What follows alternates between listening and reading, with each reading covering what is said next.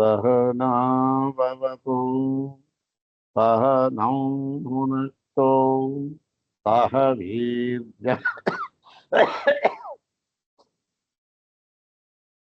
वीर्यङ्करवावहै तेजस्विनावधीतमस्तु मा विद्विषावहै। ॐ शान्ति शान्ति शान्तिः। ॐ श्रुतिस्मृतिपुराणानाम् आलयं करुणालयं नमामि भगवत्पादं शङ्करं लोकशङ्करं नमामि भगवत्पादशङ्करं लोकशङ्करं वन्दे तं सच्चिदानन्दं यतिवर्यं महामतिम् वेदान्तसारज्ञं सद्गुरुं प्रणतोऽस्म्यहम् सदाशिवसमारम्भां शङ्कराचार्यमध्यमाम् अस्मदाचार्यपर्यन्तां वन्दे गुरुपरम्पराम्। अग्रे उपस्थितेभ्यः भवद्भ्यः सर्वेभ्यो जिज्ञासुभ्यः हार्दान् प्रणामान् समर्पयामि।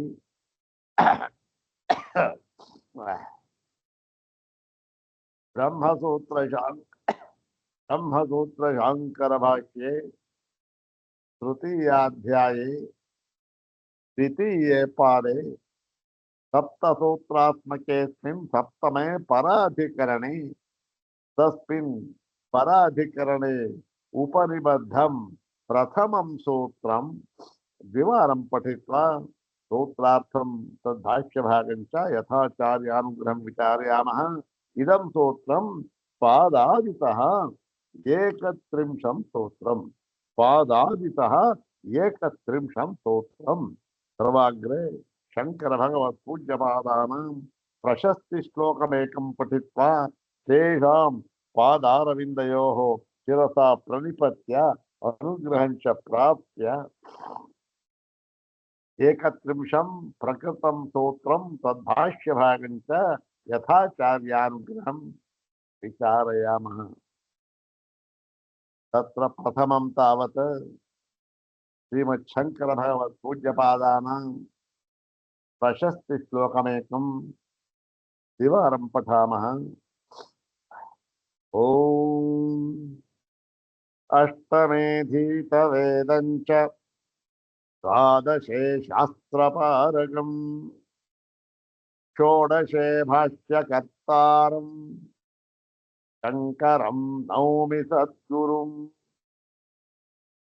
ॐ अष्टमेधीतवेदं च द्वादशे शास्त्रपारगम् षोडशे भाष्यकर्तारं शङ्करं नौमि सद्गुरुम् शङ्करं नौमि सद्गुरुम्।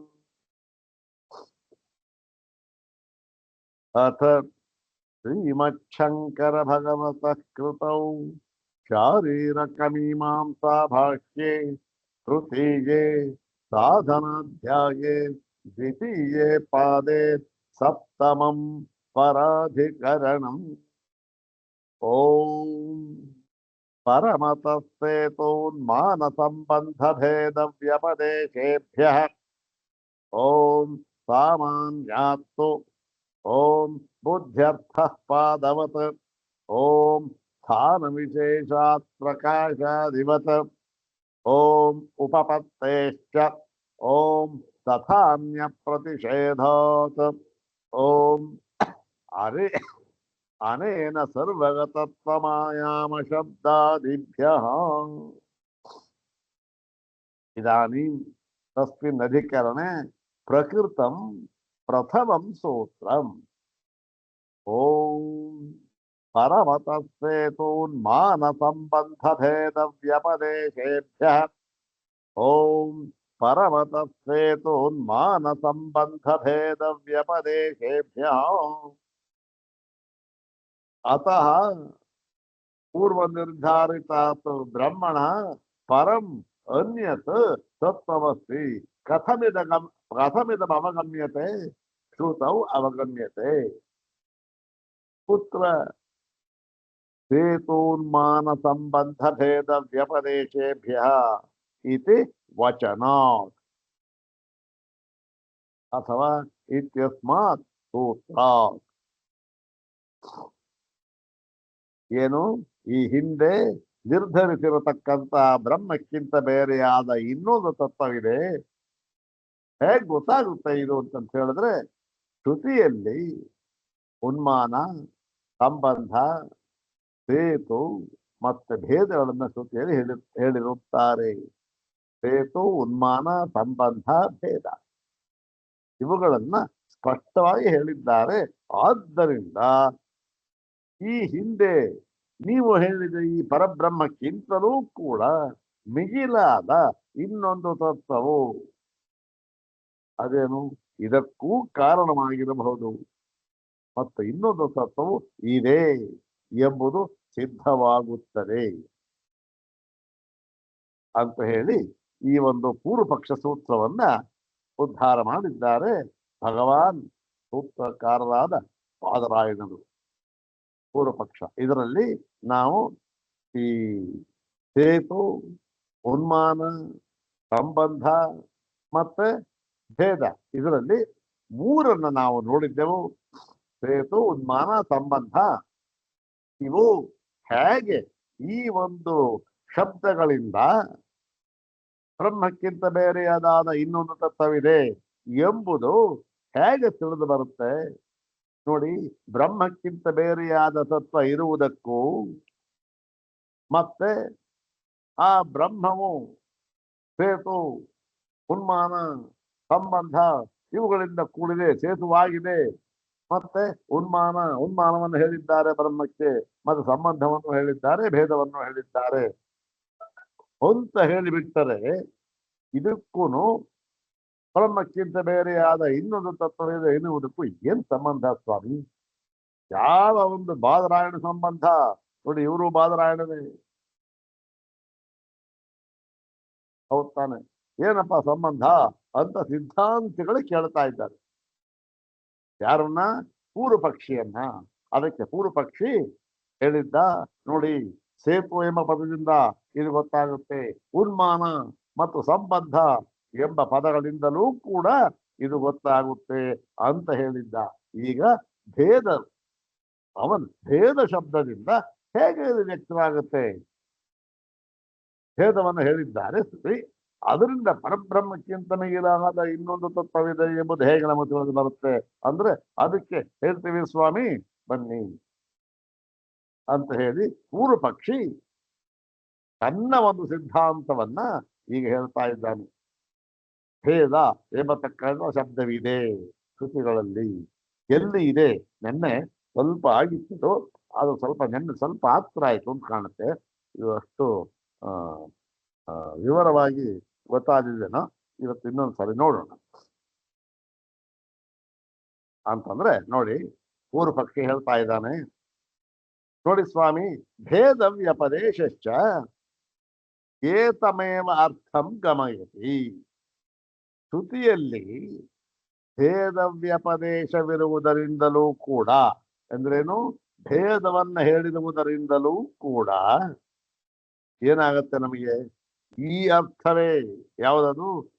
ಏತಮೇವ ಅರ್ಥಂ ಗಮಯತಿ. ಯಾವುದು? ಶ್ರುತಿ ವಾಕ್ಯಗಳು. ಈ ಭೇದವನ್ನು ಹೇಳತಕ್ಕಂತ ಶ್ರುತಿ ವಾಕ್ಯಗಳೂ ಕೂಡ ಈ ಅರ್ಥವನ್ನೇ ನಮಗೆ ತಿಳಿಸಿಕೊಡುತ್ತಿವೆ. ಈ ಅರ್ಥವನ್ನೇ ಅಂದ್ರೆ ಏನು ಅಂತಂದ್ರೆ ಬ್ರಹ್ಮಾಂತರ ಅಸ್ತಿತ್ವಂ ಅಷ್ಟೆ. ಬ್ರಹ್ಮಾಂತರ ಅಸ್ತಿತ್ವಂ, ಬ್ರಹ್ಮಾಂತರ ಅಸ್ತಿತ್ವ. ಏತಮೇವ ಅರ್ಥಂ ಅಂದ್ರೇನು? ಬ್ರಹ್ಮಾಂತರಾಸ್ತಿತ್ವಂ ಗಮಯತಿ ಅಂತ. ಬ್ರಹ್ಮಾಂತರ ಅನ್ಯತ್ ಬ್ರಹ್ಮ ಬ್ರಹ್ಮಾಂತರಂ, ಅದರ ಅಸ್ತಿತ್ವ, ತಸ್ಯ ಅಸ್ತಿತ್ವಂ ಬ್ರಹ್ಮಾಂತರ ಅಸ್ತಿತ್ವಂ. ಬ್ರಹ್ಮಕ್ಕಿಂತ ಬೇರೆಯದಾದ ಇನ್ನೊಂದು ತತ್ವ ಇದೆ ಎಂಬುದು ಇದರಿಂದ ಗೊತ್ತಾಗುತ್ತಿದೆ ಯಾವ್ದ್ರಿಂದ ಭೇದ ಶಬ್ದದಿಂದ ಭೇದ ಶಬ್ದ ಪ್ರಯೋಗದಿಂದ ಅಂದ್ಬಿಟ್ಟು ತಥಾಹಿ ಏನು ಏನು ಭೇದ ಇದೆ ಭೇದ ಶಬ್ದ ಎಲ್ಲಿದೆ ಅಂತ ಕೇಳಿದ್ರೆ ನೋಡಪ್ಪ ಅದು ನೋಡಿ ಸ್ವಾಮಿ ಅದಕ್ಕೆ ಹೇಳುತ್ತೇವೆ ಏನು ಅಥಯ ಏಷೋಂತರಾದಿತ್ಯ ಹಿರಣ್ಮಯ ಪುರುಷೋ ದೃಶ್ಯತೆ ಉದ್ದಕ್ಕೂ ಬರ್ತಿಲ್ಲ ಅಕ್ಷಿ ಪುರುಷ ಆದಿತ್ಯ ಪುರುಷ ಇವನ್ನೆಲ್ಲ ಹೇಳೋ ಸಂದರ್ಭದಲ್ಲಿ ಏನ್ ಮಾಡ್ತಾನೆ ನೋಡಿ ಅಥಯ ಇನ್ನು ಅಥಯ ಇಲ್ಲ ಹಿಂದೆಲ್ಲ ಹೇಳ್ಕೊಂಬಂದ್ರೆ ಇನ್ನು ಯೇಷ ಯಾವ ಇವನು ಅಂತರಾದಿತ್ಯೆ ಅಂದ್ರೆ ಆದಿತ್ಯ ಮಂಡಲದ ಒಳಗಡೆ ಹಿರಣ್ಮಯ ಪುರುಷೋ ದೃಶ್ಯತೆ ಅಂದ್ರೇನು ಹಿರಣ್ಮಯ ಕನಕಮಯ ಚಿನ್ನದ ಮಯ ಅಂದ್ರೆ ಹೊಂಬಣ್ಣವುಳ್ಳ ಹೊಂಬಣ್ಣವುಳ್ಳ ತೇಜಸ್ಸಿನಿಂದ ಕೂಡಿರತಕ್ಕಂಥ ಇವನು ಕಾಣಬರುತ್ತಾನೆ ಎಲ್ಲಿ ಸೂರ್ಯ ಮಂಡಲದ ಒಳಗಡೆ ಅಂತ ಹೇಳಿದ್ರು ಅಲ್ಲಿಗೆ ಈ ಪುರುಷ ಇದ್ದಾನಲ್ಲ ಅವನಿಗೆ ಪುರುಷೋದೃಶ್ಯತೆ ಅಂತ ಹೇಳಿದ್ರಲ್ಲ ಈ ಪುರುಷನನ್ನ ಏನಂತ ಹೇಳಿದ್ದಾರೆ ಅಂದ್ರೆ ಆದಿತ್ಯಾಧಾರನೆಂದು ಹೇಳಿದ್ದಾರೆ ಇವನನ್ನ ಆದಿತ್ಯಾಧಾರ ಆದಿತ್ಯಾಧಾರ ಅಂತನೇನು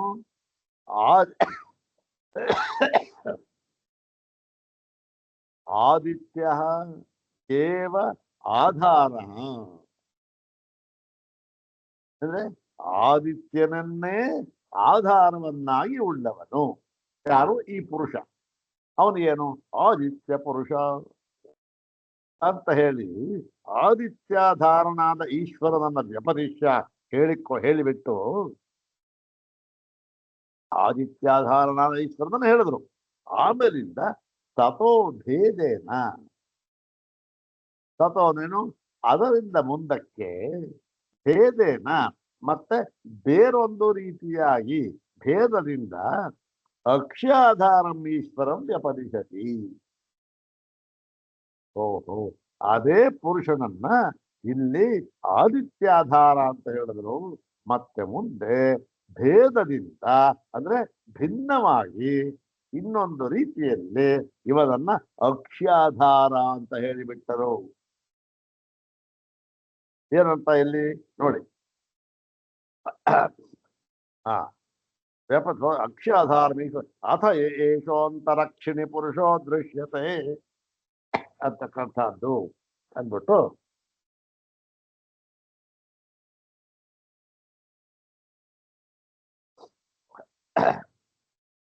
ಅಥ ಏಷೋ ಅಂತರಕ್ಷಿಣಿ ಅಂತಹ ಅಕ್ಷಿಣಿ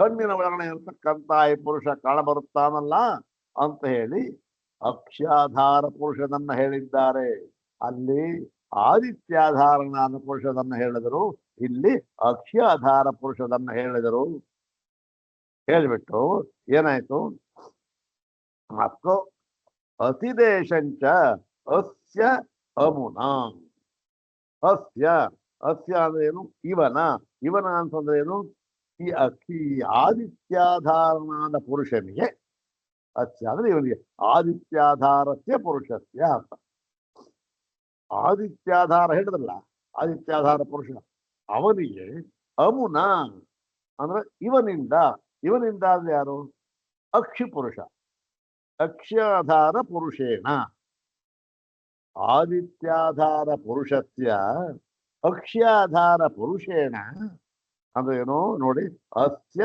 ಅಮುನ ಅಂದ್ರೆ ತೃತೀಯ ಶಕ್ತಿ ಅಸೌ ಶಬ್ದ ಇದೆಲ್ಲ ಅಸೌ ಅಮು ಅಮಿ ಅಂತಕ್ಕಂಥದ್ದು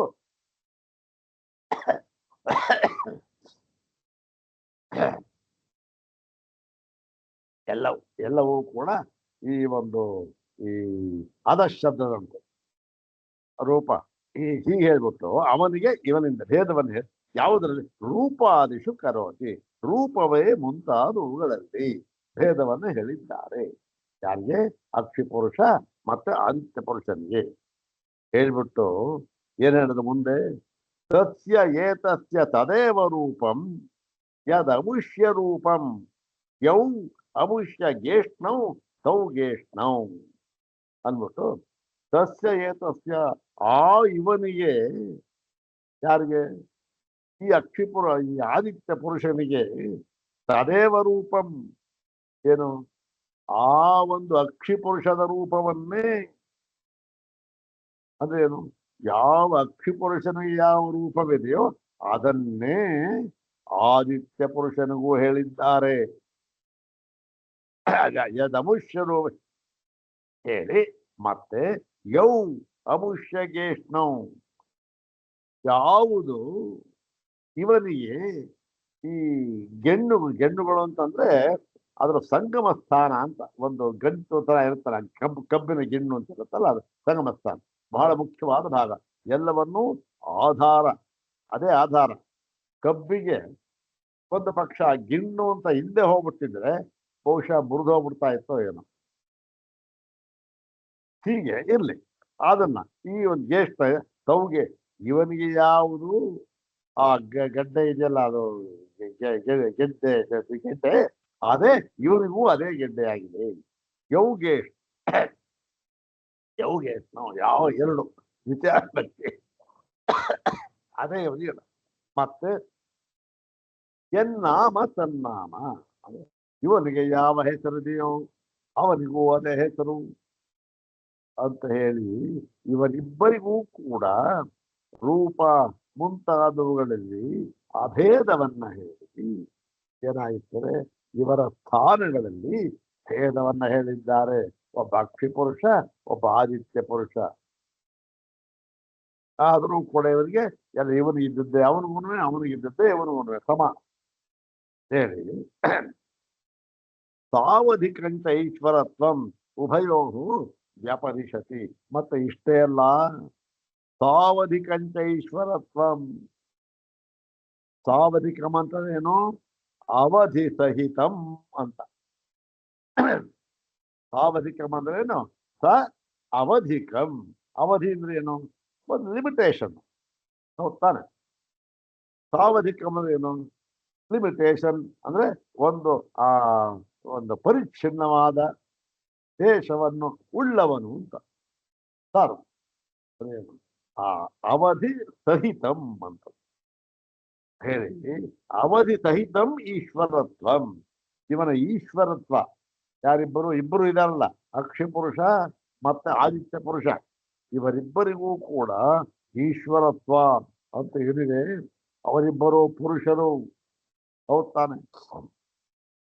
ಅವರಿಗೆ ಈಶ್ವರತ್ವ ಅಂತ ಏನಿದೆ ಅದನ್ನ ಹೇಳ್ತಾರೆ. ಏನ್ ಹೇಳ್ತಾರೆ, ಅಲ್ಲಿ ಭೇದವನ್ನ ಹೇಳ್ತಾರೆ. ಏನು, ಇವನಿಗೆ ಒಂದು ಅವಧಿ, ಅವನಿಗೆ ಒಂದು ಅವಧಿ, ಅಂದ್ರೆ ಇವನಿಗೆ ಒಂದು ಲಿಮಿಟೇಷನ್ನು, ಅವನಿಗೆ ಒಂದು ಲಿಮಿಟೇಷನ್ನು ಅಂತ ಹೇಳಿ ಏನಂತ ಹೇಳ್ತಾರೆ ಅಂದ್ರೆ, ಏಚ ಅಮುಷ್ಮಾತ್ ಪರಾಂಚೋ ಲೋಕಾಹ ತೇಷಾಂಚೇಷ್ಟೇ ಚೇಷ್ಟೆ ಚೇಷ್ಟೆ ಅಂತಂದ್ರೆ ಚ ಈಷ್ಟೆ ಅಂತಕ್ಕಂಥ, ಚ ಈಷ್ಟೆ ಅಂತಕ್ಕಂಥದ್ದು, ಚೇಷ್ಟೆ ಅಂತಕ್ಕಂಥದ್ದು ಅಂದ್ರೆ ಏನು, ಈಷ್ಟೆ ಅಂದ್ರೆ ಅವನು ಆಳ್ತಕ್ಕಂಥವನು, ಈಶಿತ್ವ. ಈ ಈಶಿತ್ವ ಆಳುವಿಕೆ ಅಂತ ಇದೆಯಲ್ಲ, ಅದಕ್ಕೆ ಒಂದೊಂದು ಅವಧಿಯನ್ನ ಹೇಳಿದ್ದಾರೆ. ಅಂದ್ರೆ ಏನು, ಇಷ್ಟೇ ಇವನ ಆಳ್ವಿಕೆ, ಅವನ ಆಳ್ವಿಕೆ ಎಷ್ಟು, ಅಕ್ಷಿ ಪುರುಷನ ಆಳ್ವಿಕೆ ಮತ್ತೆ ಆದಿತ್ಯ ಪುರುಷನ ಆಳ್ವಿಕೆ, ಇವೆರಡಕ್ಕೂ ಕೂಡ ಭೇದವನ್ನ ಹೇಳಿದ್ದಾರೆ.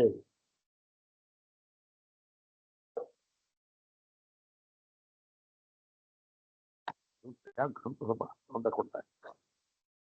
ಏನ್ ಭೇದ ಹೇಳಿದ್ದಾರೆ ಅಂತಂದ್ರೆ, ಪರಾಂಚೋ ಲೋಕಾಹ, ಇವನಿಗೇನು ಪರಾಂಚೋ ಅಂದ್ರೆ ಏನು, ಇದಕ್ಕಿಂತ ಅಮುಷ್ಮಾತ್ ಪರಾಂಚ, ಈ ಲೋಕಕ್ಕಿಂತ ಹೊರಗಿನ ಲೋಕ. ಮತ್ತೆ ಒಬ್ಬನಿಗೆ, ಯಾರಿಗೆ, ಈ ಒಂದು ಆದಿತ್ಯ ಪುರುಷನಿಗೆ.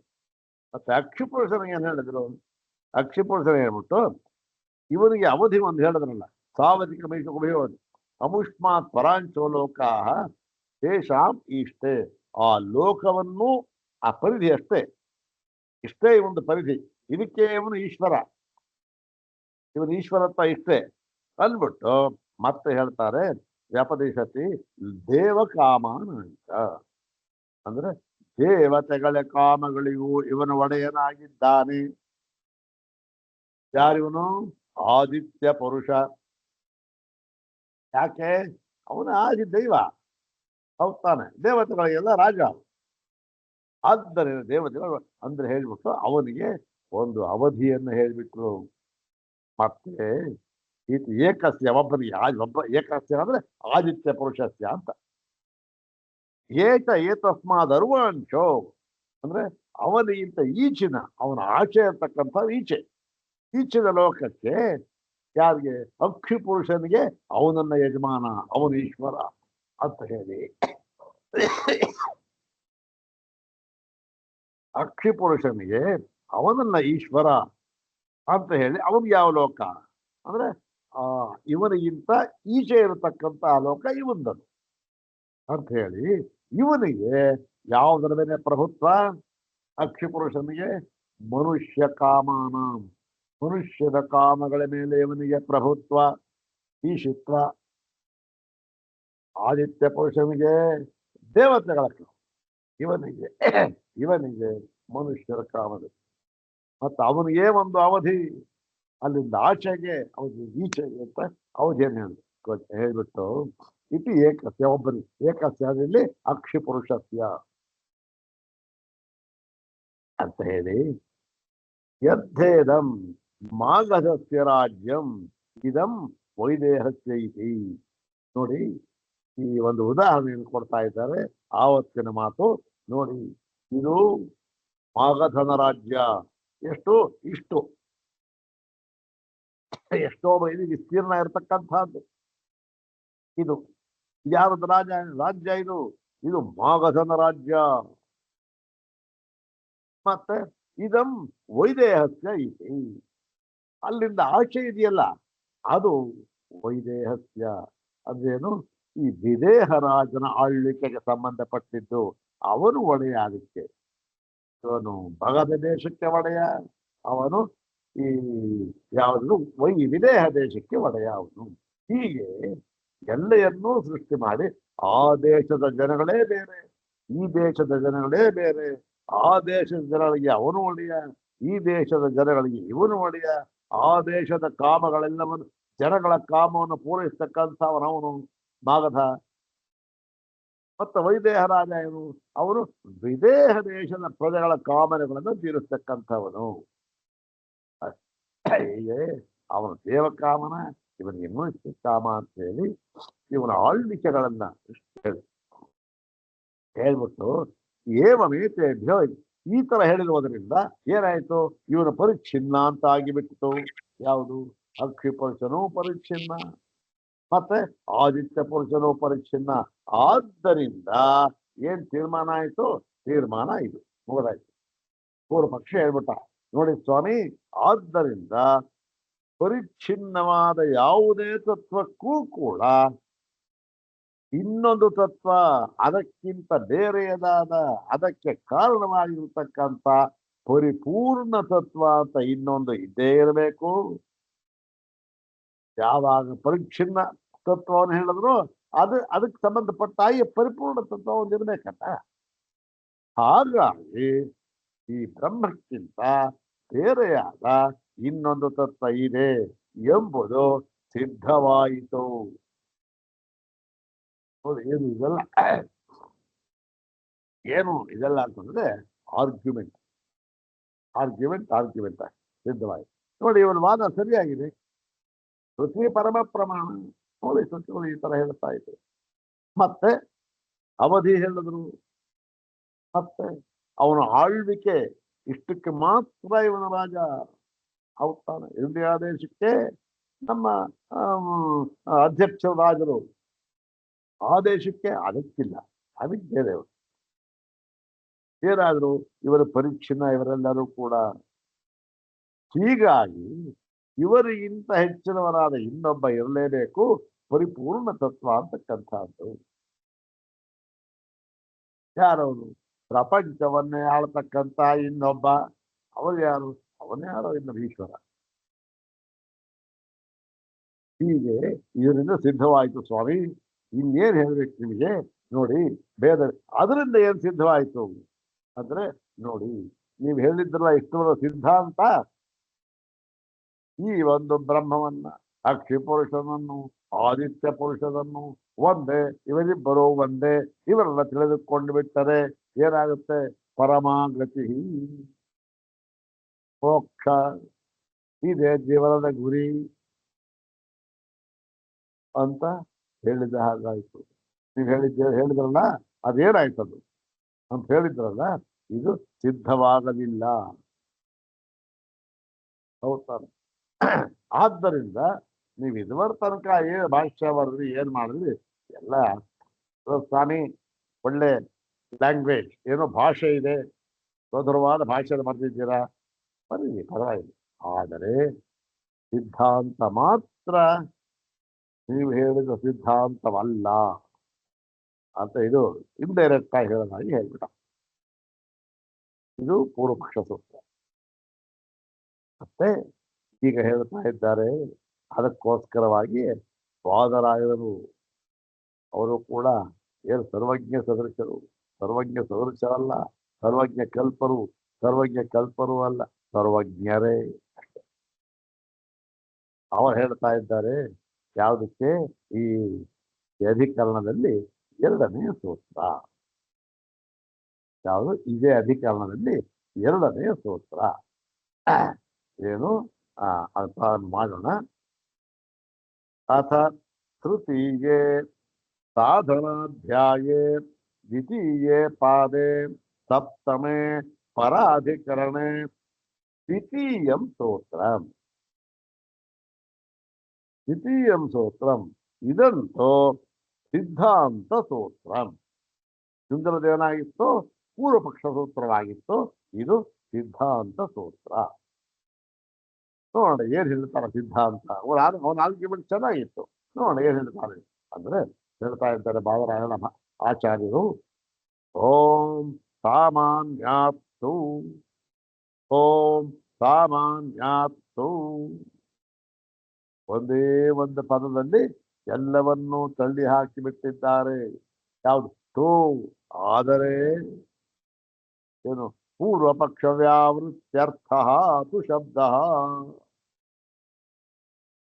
ಪೂರ್ವ ಪಕ್ಷ ಆದರೆ ನೋಡಿದಪ್ಪ, ನೋಡಪ್ಪ, ನೀವು ಹೇಳಿದ್ಯಲ್ಲ, ಆದರೆ ಏನ್ ಗೊತ್ತೇನು? ಈ ಹೇಳಿದ ಕಾರಣ ಹೇತು, ಉನ್ಮಾನ, ಸಂಬಂಧ, ಭೇದ ಇವನ್ನೆಲ್ಲ ಹೇಳ್ಬಿಟ್ಟಿದ್ದಾರೆ. ಓಹೋ, ಇದರಿಂದ ಇನ್ನೊಬ್ಬ, ಇವನಿಗಿಂತ ಮಿಗಿಲಾದ ಇನ್ನೊಬ್ಬ ಬ್ರಹ್ಮ ಇದ್ದಾರೆ ಅಂತ ಸಿದ್ಧವಾಯಿತು ಅಂದ್ಬಿಟ್ಟಿಲ್ಲಪ್ಪ. ಆದರೆ ನೀನು ಏನೇನು ಅರ್ಥ ಮಾಡಿದ್ಯೋ ಅದಕ್ಕೆ ಅವೆಲ್ಲವೂ ಕೂಡ ಪ್ರಕೃತಕ್ಕೆ ಹೊಂದದೆ ಇರತಕ್ಕಂತಹ ಅರ್ಥಗಳು. ಮತ್ತೆ ಏನ್ ಸ್ವಾಮಿ ಹಾಗಾದ್ರೆ ಅದು ಯಾವ ಅರ್ಥದಲ್ಲಿ ಹೇಳಿದ್ದಾರೆ ಗೊತ್ತೇನು? ಸಾಮಾನ್ಯಾತ್, ಅದೇನು? ಸಾಮಾನ್ಯವಾಗಿ, ಅದೇನು? ಸಮಾನ ದೃಷ್ಟಿಯಿಂದ. ಸಮಾನ ದೃಷ್ಟಿಯಿಂದ ಅದೇನು? ಇದಕ್ಕೆ ಸಮಾನವಾಗಿದೆ, ಅದಕ್ಕೆ ಇದು ಸಮಾನವಾಗಿದೆ, ಇದಕ್ಕೆ ಇನ್ನೊಂದು ಸಮಾನವಾಗಿದೆ ಅಂದ ಏನರ್ಥ? ಅದು ಎಲ್ಲವೂ ತುಲ್ಯತ್ವ, ಹೋಲಿಕೆ. ಹೌದಾನೆ? ಇವೆಲ್ಲ ನೋಡಪ್ಪ, ಇಷ್ಟೆಲ್ಲ ವಾದ ಮಾಡಿದೆಯಲ್ಲ, ಕಂಠಶೋಷಣೆ. ನಿನಗೆ ತರ್ಕಶಾಸ್ತ್ರ ಚೆನ್ನಾಗಿ ಗೊತ್ತು, ಇಲ್ಲ ಅಂತಲ್ಲ, ವಾದ ಹೀಗೆ ಮಾಡಬೇಕು. ಆದರೆ ಅದಕ್ಕಿಂತ ಮಿಗಿಲಾದ ಇನ್ನೊಂದಿದೆ. ಏನು ನೋಡಿ, ಈ ಒಂದು ಪದಗಳಿದೆಯಲ್ಲ, ಅದು ಯಾವ ಪ್ರಕರಣದಲ್ಲಿ ಬಂದಿದೆ, ಯಾವ ವಾಕ್ಯದಲ್ಲಿ ಬಂದಿದೆ, ಯಾವ ಸಂದರ್ಭ, ಮತ್ತೆ ಏನನ್ನು ಹೇಳುವುದಕ್ಕಾಗಿ ಹೊರಟಿದ್ದ, ಎಲ್ಲವನ್ನೂ ಕೂಡ ನಾವು ನೋಡಿಕೊಂಡು ಅರ್ಥ ಮಾಡಬೇಕು.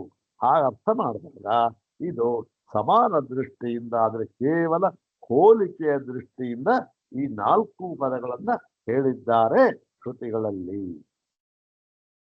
ಏನ್ ಹಾಗಂದ್ರೆ ನೋಡೋಣ. ಒಂದು ಸಾಮಾನ್ಯಾತ್ತು. ಓಂ ಸಾಮಾನ್ಯಾತ್ತು. ಓಂ ಸಾಮಾನ್ಯಾತ್ತು. ಸಾಮಾನ್ಯಾತ್ ತು ಇತಿ ದ್ವಿಪದಾತ್ಮಕವಿದಂ ಸೂತ್ರಂ. ಎರಡೇ ಪದ ಇರ್ತಕ್ಕಂಥದ್ದು. ತು ಸಾಮಾನ್ಯ. ಸಾಮಾನ್ಯಾತ್ ಅಂದ್ರೆ ಏನು ಅರ್ಥ ಆಗುತ್ತೆ ನಮಗೆ ಅಂದ್ರೆ ಸಾಮಾನ್ಯಾತ್ ಇತ್ಯುಕ್ತೆ ತುಲ್ಯತ್ವ. ತು ತುಲ್ಯತ್ವಾತ್ ಸೇತ್ವಾದಿ ಶಬ್ದ ಪ್ರಯೋಗ ಕೃತಃ ಅಷ್ಟೆ. ಸೇತುವೆ ಮುಂತಾದ ಶಬ್ದಗಳ ಪ್ರಯೋಗ ಬಹುವಚನ ಮಾಡುತ್ತೆ. ಸೇತ್ವಾದಿ ಶಬ್ದ ಪ್ರಯೋಗ ಕೃತಃ. ಸೇತುವೆ ಮುಂತಾದ ಶಬ್ದಗಳ ಪ್ರಯೋಗವು ಮಾಡಲ್ಪಟ್ಟಿದೆ. ಹೇಗೆ ಮಾಡಿದ್ದಾರೆ ಅಂದ್ರೆ ಕೇವಲ ಹೋಲಿಕೆಯ ದೃಷ್ಟಿಯಿಂದ ಅಷ್ಟೆ. ಅದರಂತೆ ಇದೆ ಅಂತಕ್ಕಂಥ. ಅಂದ್ರೇನು ಅಲ್ಲ, ಅದರಂತೆ ಅಂದ್ರೆ ಅದರಂತೆ ಇರುವುದರಿಂದ ಸೇತು ಶಬ್ದವು ಪ್ರಯುಕ್ತವಾಗಿದೆ. ಅದರಂತೆ ಇದೆ ಅಷ್ಟೇ. ಅದಕ್ಕೋಸ್ಕರ ಶಬ್ದವರು ಹೇಳಿದ್ದಾರೆ. ಏನದ್ರ ಅರ್ಥ ಅಂತ ಅನ್ನೋದನ್ನ ನೋಡು. ಏವಂ ಪ್ರಾಪ್ತೆ ಪ್ರತಿಪಾದ್ಯತೆ. ಏವಂ ಪ್ರಾಪ್ತೆ. ಏವಂ ಪೂರ್ವಪಕ್ಷೆ ಸಂಪ್ರಾಪ್ತೆ.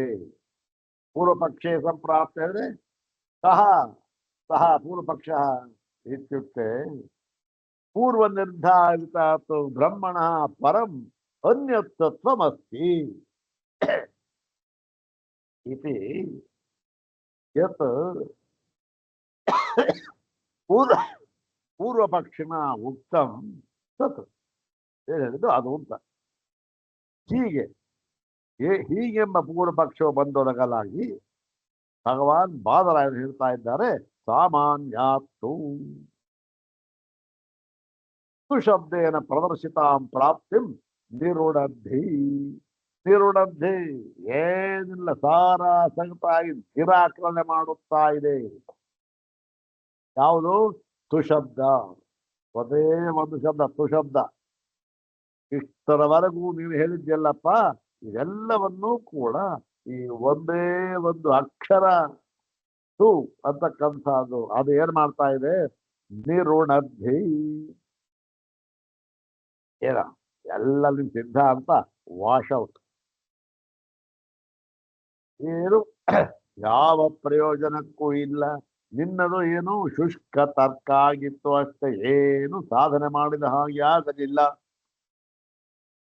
ಏನ್ ಹೇಗೆ ಸ್ವಾಮಿ ಅಂದ್ರೆ ನ ಬ್ರಹ್ಮಣೋ ಅನ್ಯತ್ ಕಿಂಚಿತ್ ಭವಿತು ಅರ್ಹತಿ.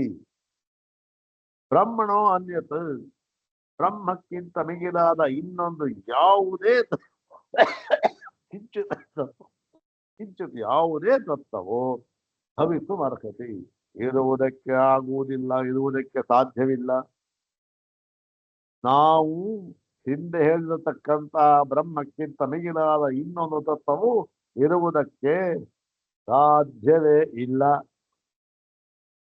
ಮತ್ತು ನಹಿ ಅನ್ಯಸ್ಯ ಅಸ್ತಿತ್ವೇ ಕಿಂಚಿತ್ ಪ್ರಮಾಣಂ ಉಪಲಭಾಮಹೇ. ಮತ್ತು ಇನ್ನೊಂದು ತತ್ವ ಇದೆ ಎನ್ನುವುದಕ್ಕೆ ಕಿಂಚಿತ್ ಪ್ರಮಾಣಂ ಅಂದ್ರೆ ಯಾವ ಪ್ರಮಾಣವನ್ನು ಕೂಡ, ಅಂದ್ರೆ ಯಾವ ಪ್ರಮಾಣವೂ ಕೂಡ ನಮಗೆ ಕಂಡು ಬರುವುದಿಲ್ಲ. ನೀನೇನ್ ಹೇಳಿದ್ದೆ? ಶ್ರುತಿ ಪ್ರಮಾಣವನ್ನು ಹೇಳಿದ್ದೆ. ಏನಂತ ನೋಡಿ ಸ್ವಾಮಿ, ಶ್ರುತಿಯಲ್ಲಿ ಈ ತರ ಹೇಳಿದ್ದಾರೆ. ಯಾವುದು? ಆ ಒಂದು ಸೇತು ಉನ್ಮಾನ ಸಂಬಂಧ ಭೇದ ಹೇಳ್ಬಿಟ್ಟಿದ್ದಾರೆ ಅಂತ ಮಂತ್ರ ಎಲ್ಲ ಹೇಳ್ಬಿಟ್ಟೆ.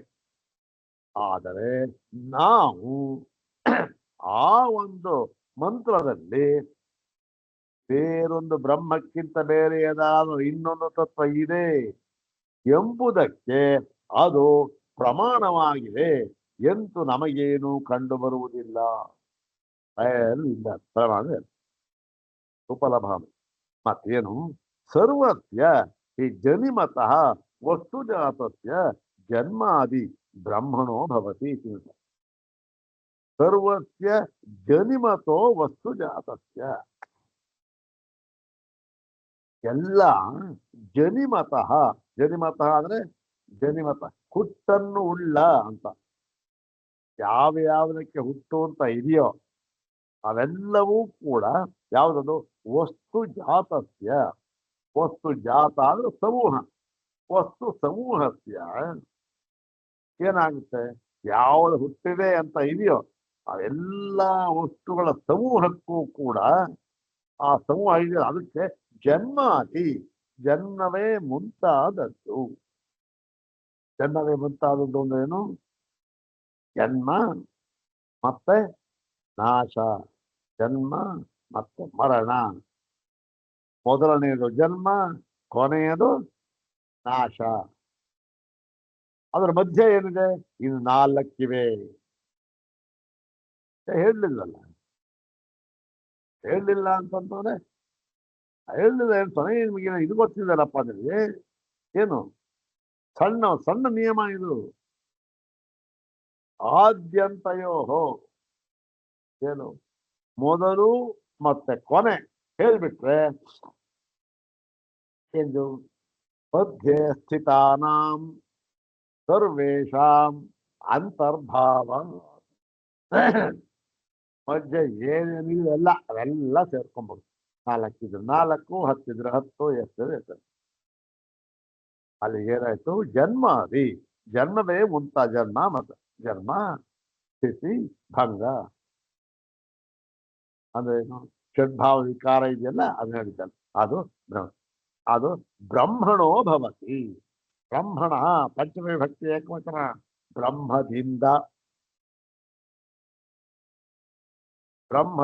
ಆಗುತ್ತದೆ ಎಂಬುದನ್ನ ಆಗಲೇ ನಿರ್ಧರಿಸಿದ್ದಾಗಿದೆ ಮತ್ತು ಅನನ್ಯತ್ವಂಚ ಕಾರಣಾತ್ ಕಾರ್ಯಸ್ಯ ಮತ್ತೆ ಇನ್ನೊಂದನ್ನು ಹೇಳಿದ್ದೇವೆ ನಾವು ಏನಂತ ಯಾವತ್ತಿಗೂ ಕೂಡ ಕಾರ್ಯವು ಕಾರಣಕ್ಕಿಂತ ಭಿನ್ನವಾಗಿ ಇರುವುದಕ್ಕೆ ಸಾಧ್ಯವೇ ಇಲ್ಲ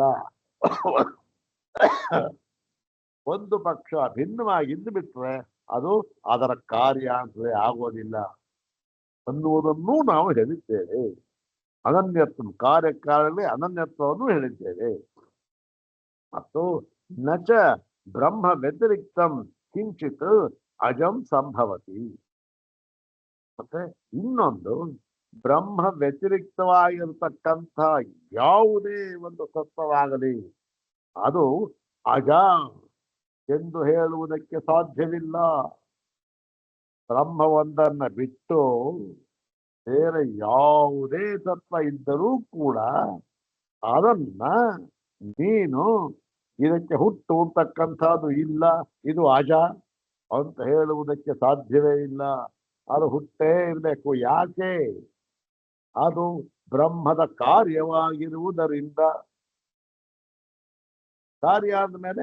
ಕಾರ್ಯ ಆದ್ಮೇಲೆ ಏನು ಮುಂಚೆ ಇರಲಿಲ್ಲ ಈಗ ಬಂತು ಕಾರ್ಯ ಹುಟ್ಟನ್ನು ಹೇಳಲೇಬೇಕು ಬೇರೆ ಯಾವ ತತ್ವ ಅದಕ್ಕೆ ಅಜ ಅಂತ ಹೇಳೋಕೆ ಯಾವುದೇ ಇಲ್ಲ ಇದು ತರ್ಕ ನ್ಯಾಯ ಇದು ಶ್ರುತಿವಾಕ್ಯವೂ ಆಧಾರ ಇದೆಯಲ್ಲ ತದೇವ ಸೌಮ್ಯೇದಮಗ್ರ ಆಸೀರೇಕಮೇವ ದ್ವಿತೀಯಂ ಹೇ ಸೌಮ್ಯ ಇದಂ ಅಗ್ರೆ ಅಂದ್ರೆ ಮೊದಲು ಅಂದ್ರೇನು ಸೃಷ್ಟೇ ಪ್ರಾಕ್ ಅಂದ್ರೆ ಸೃಷ್ಟೇ ಪ್ರಾಕ್ ಅಂತಂದೇನು ವ್ಯಾಕರಣಾತ್ ಪ್ರಾಕ್ ಅಂದ್ರೆ ಬಿಡಿಯಾಗಿ ನಾಮರೂಪಗಳಾಗಿ ವ್ಯಾಕರಣವಾಗುವುದಕ್ಕಿಂತ ಮುಂಚೆ ಎಂಬತಕ್ಕಂಥ ಅರ್ಥ ಅದೇನದು ಅದು ಏನಾಗಿತ್ತು ಅದು ಏಕಮೇವ ದ್ವಿತೀಯಂ ಆಸಿ ಎರಡನೆಯದು ಎಂಬ ಇನ್ನೊಂದು ತತ್ವವಿಲ್ಲದ ಒಂದೇ ಆಗಿದ್ದಿತು ಇತ್ಯೇವ ಅವಧಾರಣ ಏನಂತ ಅವಧಾರಣೆ ಮಾಡಿದ್ದಾರೆ